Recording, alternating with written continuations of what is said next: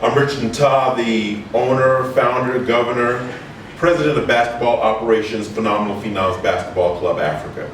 My name is Jimmy D. Williams, professional basketball player. So I played in Togo, Libya, Morocco. I played in Egypt. I played in Iraq. I played in Afrobasket. I played in Seychelles, Tunisia, almost every country in Africa. So especially Black Africa is very physical and a lot of running. So you have to be in shape. So like I find Kenyan basketball, it's like every other African country. It's very, very physical. And those guys was in shape. So like overall it was a good experience, you know. But like I said, you know, we didn't really get a chance to, you know, get a rhythm. But Kenyan basketball compared to the other leagues, I was surprised. It's very good basketball here. Is this your first time in Kenya? Yes, my first time. I had to stop here because I was with the Togo national team. So we had like a small training camp here for a few days, but that was a couple of years ago. When was this? This was in 2012. 2012. Is there any visible difference that you've seen in our country from then and now? Well, Kenya it's a big city. I see. This is like the city life. It's developed more than what I thought. There's a lot of great places to go. You know, I'm just upset I didn't get a chance to really explore, but it's difficult. Like other places I've been at, like Uganda, it's easier to get around. But Kenya is like, you may go from here to the other side, it may take you 45 minutes. So Richard, you played a game 2 days ago. How did you find organizing such an event in Kenya? My experience being part of this event was phenomenal. I love the crowd. I love the competition. The Nairobi Thunder were worthy opponents. Phenomenal Phenoms were a great brand. They also brought it. I enjoyed the fans. I enjoyed the turnout. And it's something that I definitely want to do again. I want to ingratiate myself into the Kenyan basketball community, and I want to come out on top. I'm not doing it to half step. I want to be the best team, not only in Kenya, but perhaps Africa. Williams, when we had there's an international player, especially an American player, we expected to see some NBA shit. We really didn't get to see that. What are your comments on that? I mean, it's common sense, but of course, when fans come to the game, they don't know the inside and out. So I understand.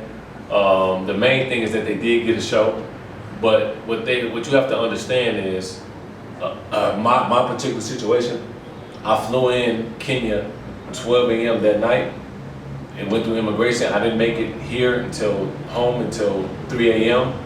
So I was very jet lagged, and also it was just the whole thing of we got a team together within 1 day, 16 players from everywhere. So I can't operate like that. It's very difficult. You know, I understand fans want to see stuff and stuff like, but it was just I felt like we came in with one arm behind our back, like the boss was saying, like one arm behind our back, and we didn't. I felt like we should have came in and had a full practice week and did things, you know, like that. It was rushed. Okay. You know. How do you feel, Richard? How do you feel your team would perform given the right circumstances? I'll let the Kenyan public decide that. We're giving you the circumstances. We came unprepared, one arm behind our back, and in the fourth quarter we were down by 2. My players, 4 different players from 4 different parts of the continent arrived one day to the game.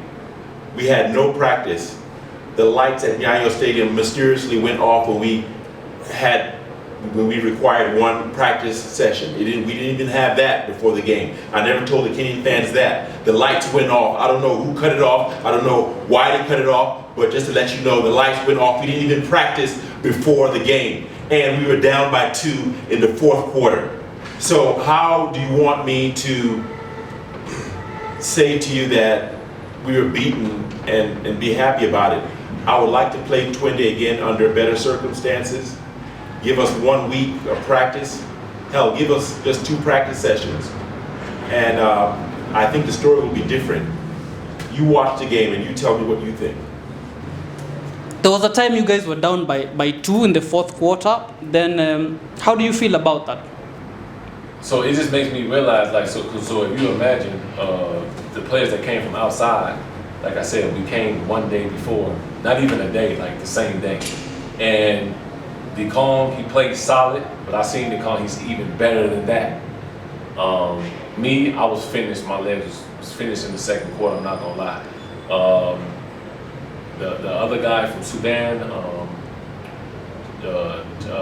Decon's brother, he was tired. He barely played. So not getting your full production from your foreigners, and you're still down by 2 with no practice. You just brought a random team together.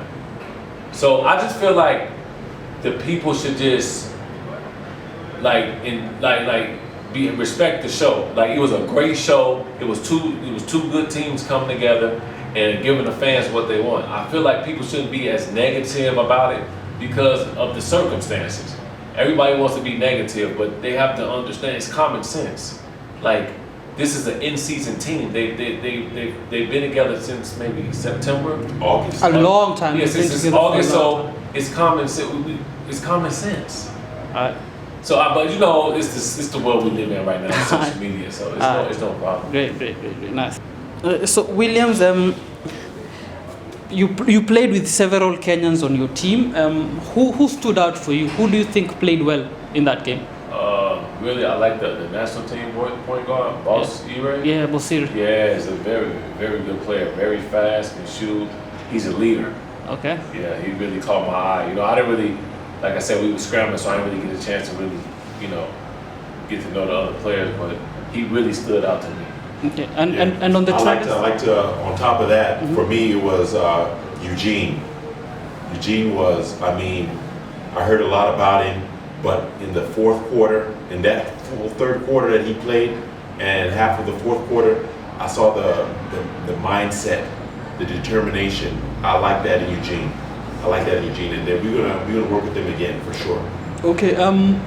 What about the 20 guys? Who do you think stood out for you? I really like Dang a lot, the Sudanese player.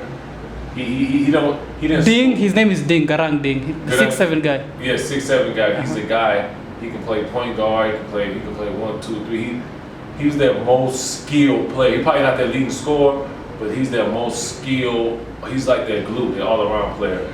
But they tough. They got some good players. They got Okal. You know, Okal is the national team player, experience, know how to play the game. Number 24 is a good shooter. All around, they have good players. Like, Twin Day is a good team. Okay. Like, overall, all their players are good. Okay. Apart from that, we have this league. It's called Street League. Have you heard about it? Yeah, I have. Okay. Under what conditions would you come back to Kenya? Maybe you're flying out tomorrow, right? Yes. So do you think you'd want to come back here in future? Will we see Williams here back again? Yeah. I mean, maybe I'm not so sure about the street league, but like right now, like this is the Phenoms. They're entering the FIBA pool, so like playing. Yeah, so it'd be an interest of mine, but maybe not for the street league, but of course in the future for sure. Okay.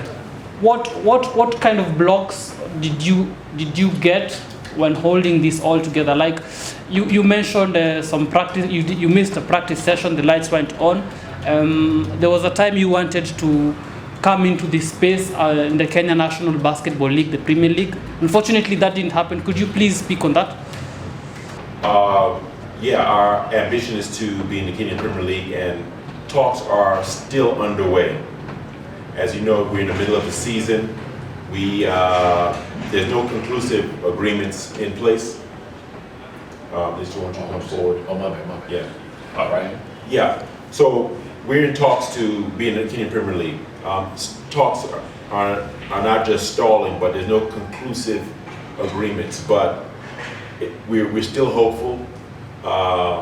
We still have till I think March the 17th, if I'm not mistaken. So there is some back and forth, but there's no conclusion. So I don't know what to say. I'm just keeping my fingers crossed. I know what needs to be done, and they know what they want as well. But We haven't come to an agreement, but I'm still trying to put destiny in my hands by playing in the CL League, entrenching myself in Kenyan basketball, getting my brand out there, playing international tournaments with not just Twente, or perhaps South Sudan, the Oilers in the future, Cape Town Tigers in the future, establish clubs while we're waiting to find a home. And that home could even be Zambia, but we'd like it to be here in Kenya. Okay. So on that, what do you feel we need to do to get more people like you here? Oh, it's very simple. The barrier, I said it in a previous interview, the barrier to entry to the Premier League should be different. It should be easier. For example, if you come with a certain amount of funds, you can pay to the Kenyan Basketball Federation and say, hey, we are an established organization and we want to bring basketball at the highest levels to Kenya. Hey, it's going to cost this organization X amount to be in the Kenyan Premier League. You shoot that money one time and you start the season with everybody else. Simple and short. I understand your process and your structure of going from D3 to D2 to D1 and finally the Premier League, but no one has time for that anymore in this fast day and age. It's about money, it's about turning the federation and basketball around. We can't wait 4 years to get an ideal organization into the Premier League. If the Premier Federation wants to charge a certain amount to get in, that saves everybody time and resources. For example, hey, you want to be in the Premier League, it costs X amount. And a reasonable amount, not a crazy amount, a reasonable amount, and the team comes with it, and the conditions must be in place that they must be ideal. Are you an ideal organization? You've got a coach, you've got a roster, you can pay your roster an X amount of money, you're going to uplift Kenyan basketball, you're going to bring a certain amount of Kenyan players who will have standard salaries. Come on in. Simple. And it takes the argument or discord with talking to a reluctant team and making circumstances impossible to come in. That's all I have to say. Cool.